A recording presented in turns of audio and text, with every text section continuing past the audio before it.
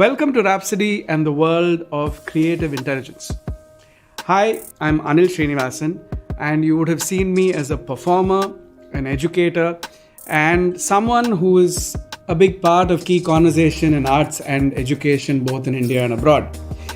I'm here to talk about creative intelligence and what it would mean to schools today.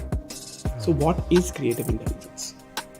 Researchers for a very long time have been looking at how creativity affects the brain, how it affects learning outcomes, and they have looked at different approaches to creativity. It has been at the forefront of art integration for the last 7 to 8 years, and we've been working with a number of schools in South India and rapidly expanding.